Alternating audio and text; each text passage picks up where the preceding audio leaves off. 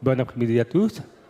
Euh, Nous allons parler aujourd'hui d'une nouvelle méthodologie qui s'appelle InstructLab, que j'ai l'honneur de présenter donc avec Pauline. Pauline, tu veux peut-être te présenter en quelques secondes? Bonjour à tous, moi c'est Pauline, je suis architecte solution spécialisée en IA chez Red Hat. Et pour ma part, donc, je suis IBM Distinguished Engineer, donc directeur technique en charge des sujets autour de la data, de l'intelligence artificielle et aussi du calcul quantique. Et mon plaisir, c'est de déployer ces technologies auprès de nos clients sur des vrais cas d'usage métier, y compris dans le domaine de la finance. Et ce qu'on va vous partager durant cette session aujourd'hui, c'est comment finalement on customise, on personnalise ces modèles dans le domaine de la finance, parce que finalement, aujourd'hui, c'est un modèle quand même qui est extrêmement spécialisé. On a plein de domaines qui peuvent être de la risque conformité, du domaine de la relation client, du domaine de la fraude, etc. Et toutes ces informations-là, à un moment donné, il va falloir que l'IA générative soit personnalisée par rapport à ces cas d'usage. Donc, ce qu'on va vous expliquer ici, ça va être un petit mélange à la fois de techniques, de technologies, mais aussi de cas d'usage réels, concrets, qu'on a déployés chez nos clients, et sur lequel on va vous donner quelques indicateurs de pourquoi cette méthode est pertinente.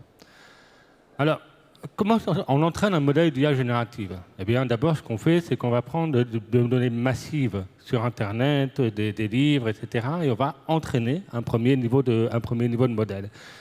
Mais le problème, c'est que ce modèle-là, tel qu'il soit, n'a pas accès à vos données d'entreprise. Et c'est normal. C'est parce que finalement, ce qui fait votre différence, ce qui fait votre avantage concurrentiel, ce sont vos données. C'est votre façon d'adresser la relation client, c'est votre façon d'adresser la fraude, c'est votre façon d'adresser le risque et la conformité. Et toutes ces petites informations-là, ce sont des processus, des documents, des façons de travailler qu'on ne va pas retrouver dans les données publiques. Et donc finalement, toute cette petite amount de data, c'est ce qui va faire la différence, une grande différence finalement, entre un domaine grand public, un modèle grand public, et un modèle personnalisé de votre entreprise. Donc aujourd'hui, il y a des moyens, bien sûr, heureusement, pour faire la personnalisation qui existe. Ça fait 17 ans que je fais de l'intelligence artificielle, et ce n'est pas d'IA qu'on entraîne des modèles. Néanmoins, l'arrivée de l'IA générative, et principalement de ce qu'on appelle les LLM, donc les modèles de langue extrêmement importants, ont apporté une complexité. Plusieurs complexités, c'est que la première, ce sont des modèles qui nécessitent une véritable expertise dans ce qu'on appelle l'entraînement pour l'optimiser, parce que tout petit changement dans la méthode d'entraînement peut entraîner des résultats qui sont complètement faux. Un des aspects qu'on a, par exemple, c'est ce qu'on appelle le catastrophic forgetting. C'est le fait d'oublier complètement ce que le modèle a appris avant. C'est-à-dire que quand on essaye de tordre trop fortement par rapport aux données de l'entreprise, eh bien finalement, le modèle va répondre uniquement par rapport aux données de l'entreprise et va avoir oublié sa capacité de généralisation en termes de relation client, etc. Et ça, c'est le premier problème. Le deuxième, c'est que ces modèles nécessitent souvent des fermes de GPU pour les entraîner.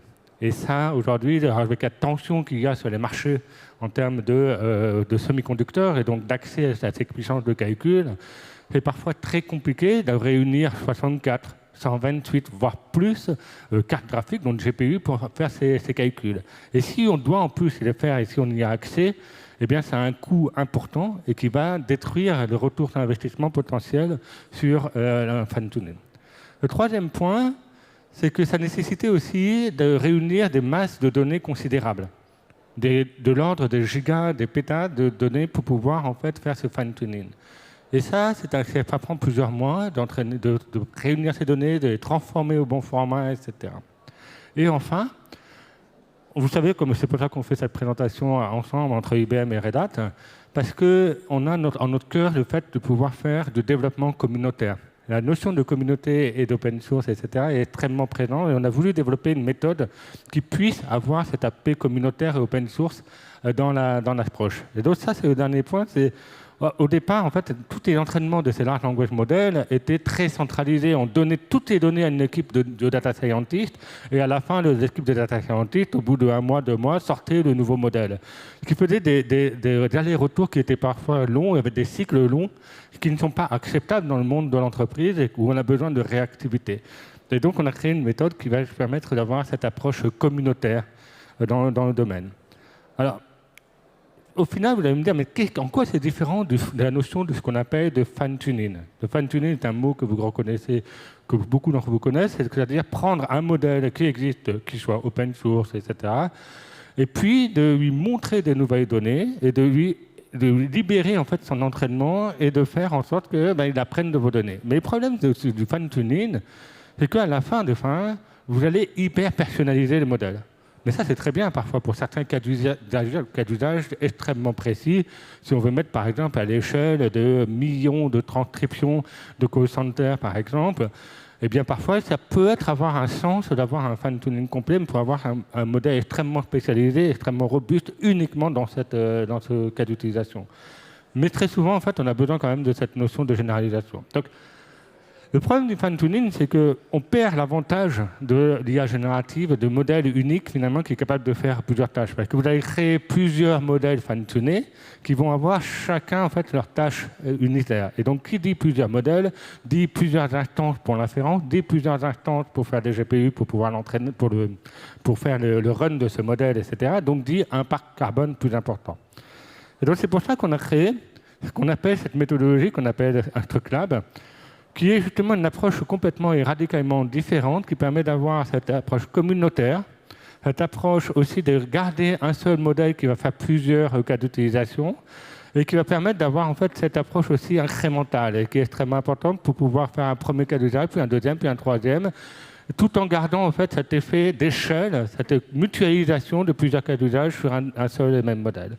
Et donc là, maintenant, je vais passer la parole pour qu'il va nous expliquer beaucoup plus en détail quelles sont les étapes finalement de cette méthodologie qui est nouvelle. Merci. Donc, la première étape dans la méthodologie InstructLab, c'est de représenter les données d'entraînement dans une certaine taxonomie. Donc, c'est un mot très compliqué pour dire finalement qu'on va représenter les données, les organiser sous la forme d'une structure en arbre avec différentes catégories, comme par exemple les sciences ou la littérature. L'idée, c'est de s'assurer que le modèle a des données suffisamment diversifiées dans différents domaines dont il aura besoin par la suite. Après, on va créer des données synthétiques. Donc, comme vous le savez, l'obtention de données de très bonne qualité est assez chronophage et c'est assez coûteux. Et donc, InstructLab essaye de réduire ce problème en créant artificiellement des données supplémentaires pour l'entraînement du modèle à partir d'exemples réels. On va essayer de garder la même taxonomie pour s'assurer vraiment que les données restent représentatives des problèmes et des situations qu'on peut rencontrer avec le LLM. Évidemment, une fois que les données sont générées, on va devoir les examiner et vérifier que ces données sont correctes. Et donc, à l'aide d'une IA de filtrage, on va vérifier ces données et les valider. C'est une étape qui est très importante pour s'assurer que la qualité des données reste très élevée pour l'entraînement du modèle. Et la dernière étape, évidemment, c'est l'entraînement du modèle lui-même, qui se déroule en 2 phases. Donc, la première phase, c'est une phase d'entraînement en connaissances. Donc, les connaissances, c'est des informations factuelles qu'on va donner au modèle. Donc, dans le domaine de la finance, ça pourrait être, par exemple, des définitions de produits bancaires, des régulations financières. Et puis, la deuxième étape, c'est un entraînement en compétences. Donc, on va apprendre au modèle à utiliser des connaissances factuelles et les appliquer dans des tâches beaucoup plus complexes. Donc, par exemple, on va lui demander de rédiger des rapports d'analyse financière. Mais ce qui est... Pardon, c'est pas la bonne slide. Nope.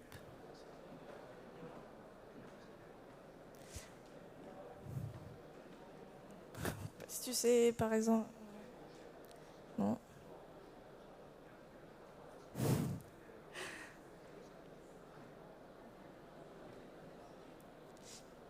Bon, ouais, c'est pas grave.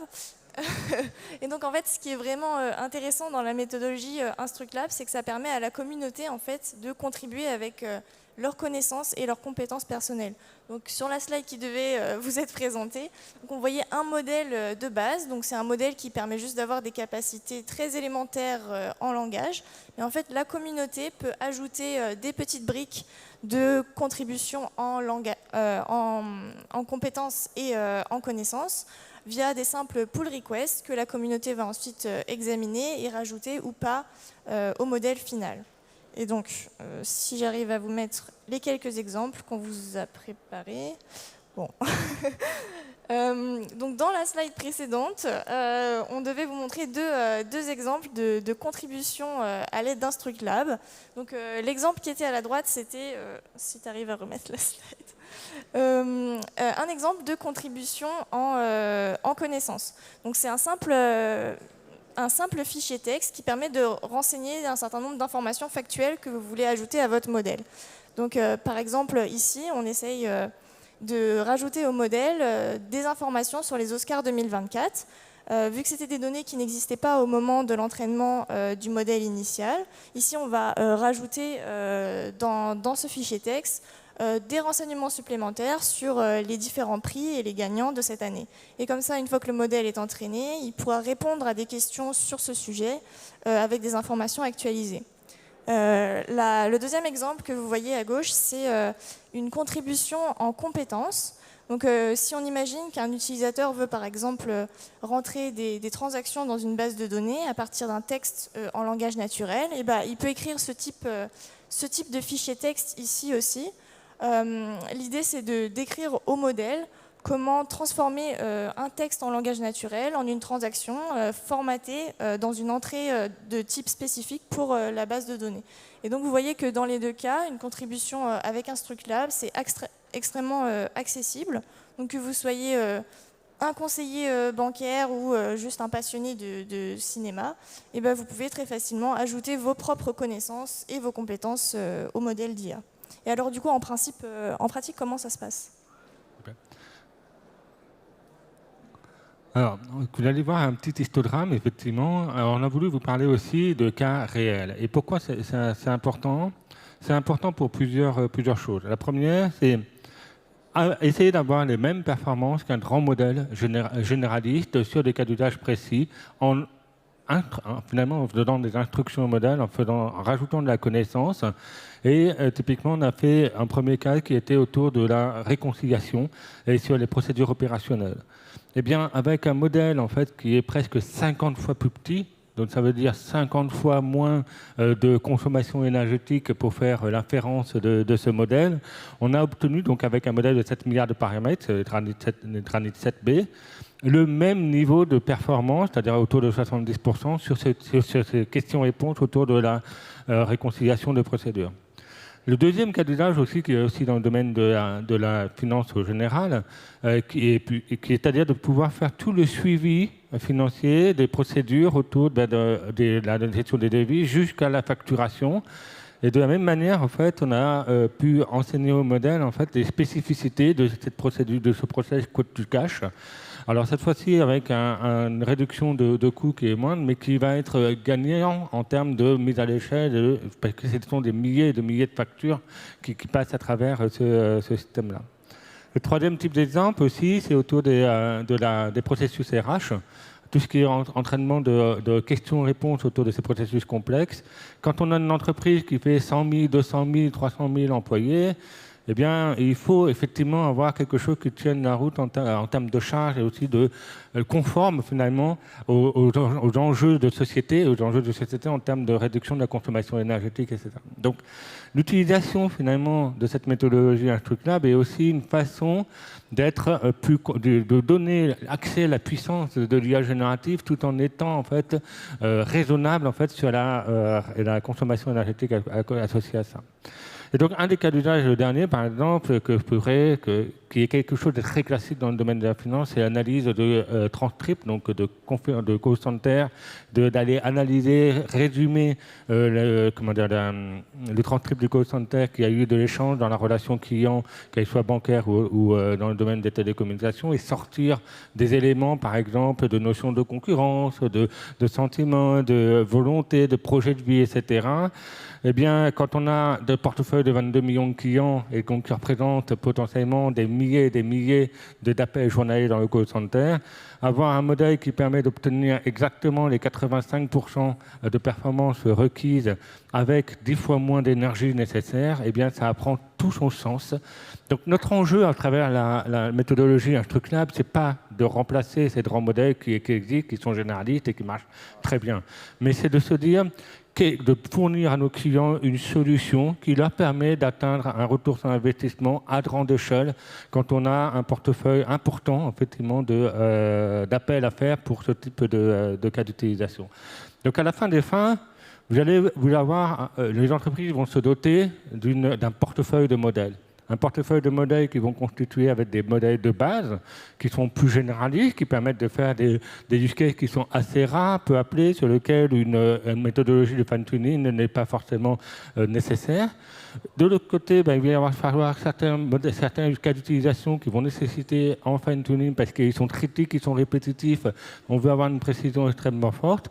Et puis on aura des modèles qui auront en fait, qu'on appelle des modèles de type InstructLab, qui vont avoir marié à la fois cette capacité donc, de généralisation tout en ayant la spécialisation et pouvoir adresser en fait, plusieurs cas d'usage en même temps de manière communautaire et donc avoir tout le bénéfice finalement d'une communauté ouverte et de quelque chose qui permet d'avoir une bonne robustesse aussi en termes de cycle de vie de ce type de modèle. Donc tout l'enjeu à la fin aussi, c'est de se poser la question, très bien, j'ai une méthodologie de fine-tuning, j'ai une méthodologie InstructLab qui me permet d'enseigner des compétences, d'enseigner du nouveau savoir. Maintenant, il faut quand même que je parte d'un modèle de base. Et ce modèle de base, eh bien, tout l'enjeu aujourd'hui, c'est de le choisir aussi de manière précise et surtout en faisant attention à certains points, notamment l'ouverture, parce que c'est de ce modèle de base que va dériver à la fois vos modèles fine-tunés que vos modèles qui auront été instruits. Donc, maintenant, on va parler un petit peu plus de ces modèles de base et je te repasse la parole pour qu'on puisse en parler. Merci.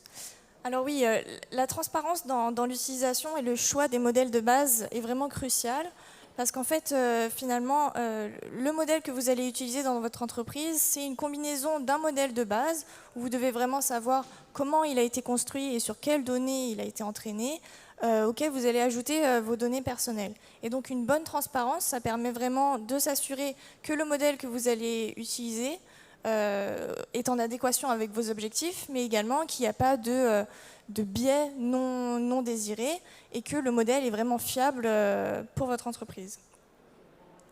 Et donc pour ça, chez IBM, on propose une série de 18 modèles qui sont tous open source sous la licence Apache 2. Donc cette série de modèles s'appelle Granite et c'est une base vraiment solide dans différents domaines pour vous permettre d'entraîner des modèles de langage. Donc, il y en a de plusieurs types. On a d'abord des modèles de code de différentes tailles qui vous permettent de faire des tâches liées à de la programmation. On a des modèles de langage.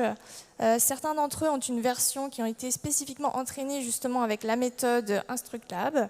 Et pour des applications plus spécifiques, on a des modèles pour des séries temporelles et des modèles géospatiaux qui sont très bientôt disponibles sur Hugging Face. Et donc en fait, nous ce qu'on vous propose, c'est une approche de bout en bout avec différentes manières de déployer vos solutions en IA dans votre entreprise. Vous pouvez par exemple commencer par RHEL AI.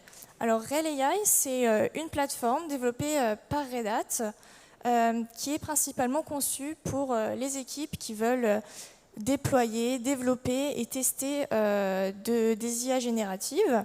C'est une plateforme qui contient les modèles open source Granite, mais également l'outil InstructLab pour de l'entraînement collaboratif.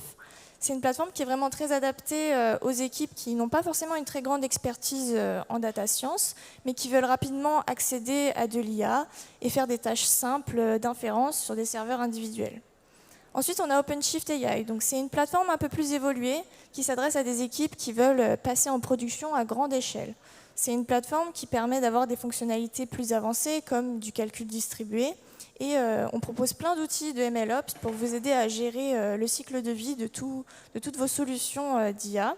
C'est une plateforme qui s'adresse à des entreprises qui veulent, par exemple, déployer et faire évoluer des modèles d'IA sur des infrastructures parfois sophistiquées comme du multi-cloud ou du cloud hybride, éventuellement avec du Edge. Et enfin, on a WatsonX.ai. Donc ça, c'est une plateforme clé en main pour l'IA qui est basée sur OpenShift AI et qui comprend également les modèles Granite et InstructLab, mais également des outils supplémentaires pour les développeurs, comme des interfaces low-code, voire no-code, pour vous aider à utiliser des SDK et des API pour le développement de vos applications d'IA personnalisées. Et donc au final, avec RealAI, OpenShift AI ou watsonx.ai, vous avez une série d'outils vraiment très complètes pour répondre à tous vos besoins d'IA dans votre entreprise. Très bien.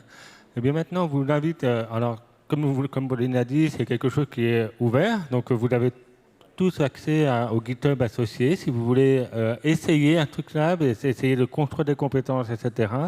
Et en tout cas, on est à votre disposition pour répondre à vos questions autour soit de la mise à l'échelle, du déploiement ou de toute autre question autour de cette méthodologie.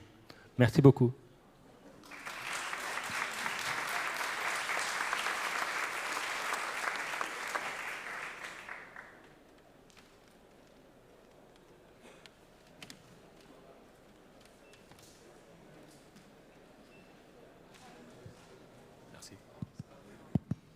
Ok.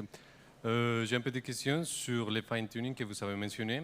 Si, par exemple, normalement, les entreprises n'ont pas toute la quantité de données nécessaires pour construire et utiliser les modèles de IA, mais vous avez mentionné que vous pouvez construire des données artificielles. Comment est-ce que vous faites la médiation de qualité et la réduction des risques dans ce cas pour produire et faire le fine-tuning pour ces modèles? Oui, en fait, alors dans les slides précédentes, donc après l'étape de génération de données synthétiques, en fait, il y a une étape de validation de ces données synthétiques. L'idée, c'est vraiment de pouvoir vérifier avec une IA qui a été vraiment entraînée pour filtrer en fait les données de bonne qualité et les données de mauvaise qualité. Et comme ça, vous avez un dataset qui est généré à la fois avec des exemples artificiels, mais aussi avec une partie d'exemples réels qui sont de bonne qualité. Ok, merci.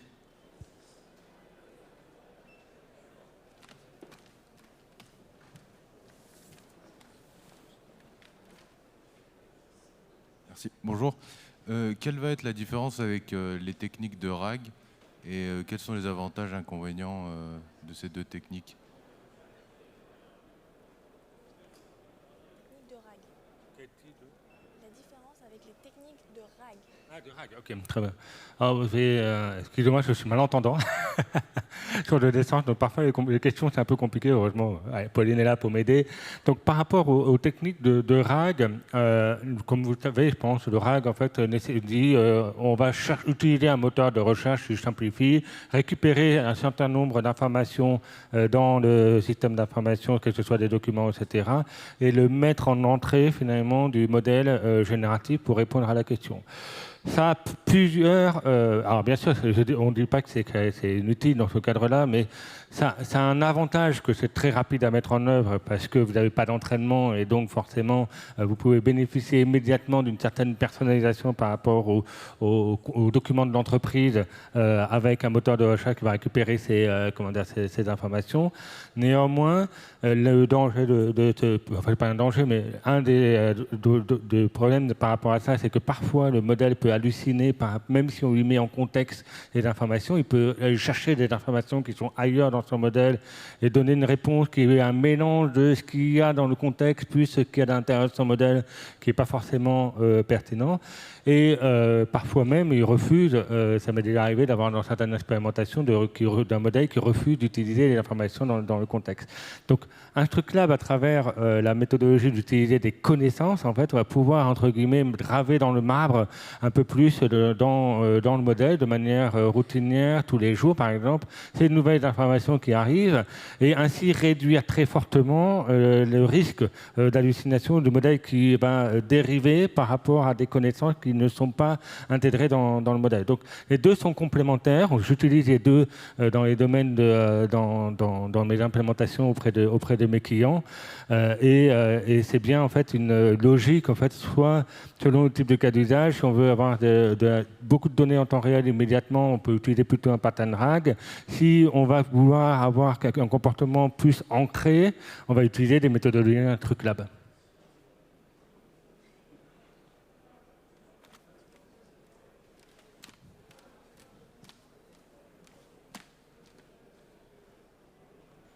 Bonjour. Voilà, j'ai une question concernant les données synthétiques. Comment, en fait, vous les créez? Parce que, par exemple, qu'est-ce que vous remplacez? Est-ce que c'est fait de manière automatisée? Est-ce qu'il y a des vérifications faites par des humains à ce niveau-là? Enfin, c'est quoi votre stratégie?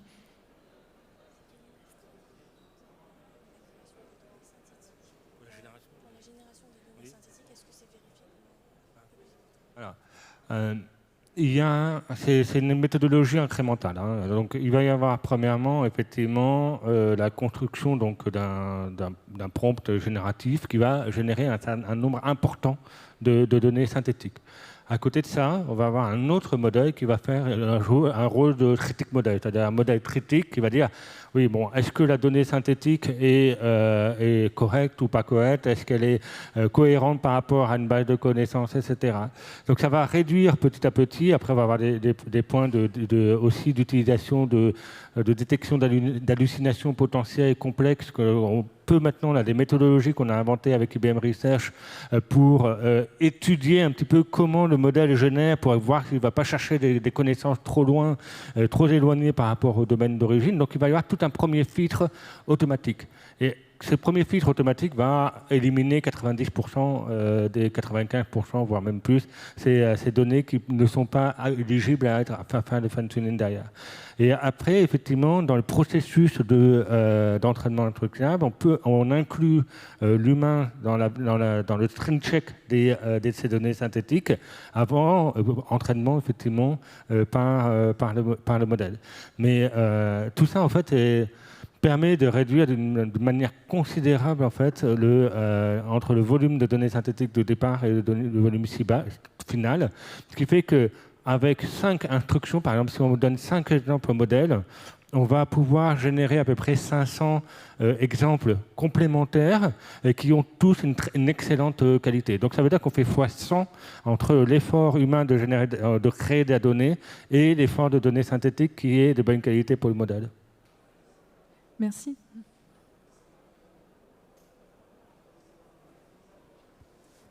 Eh bien, merci beaucoup. Merci.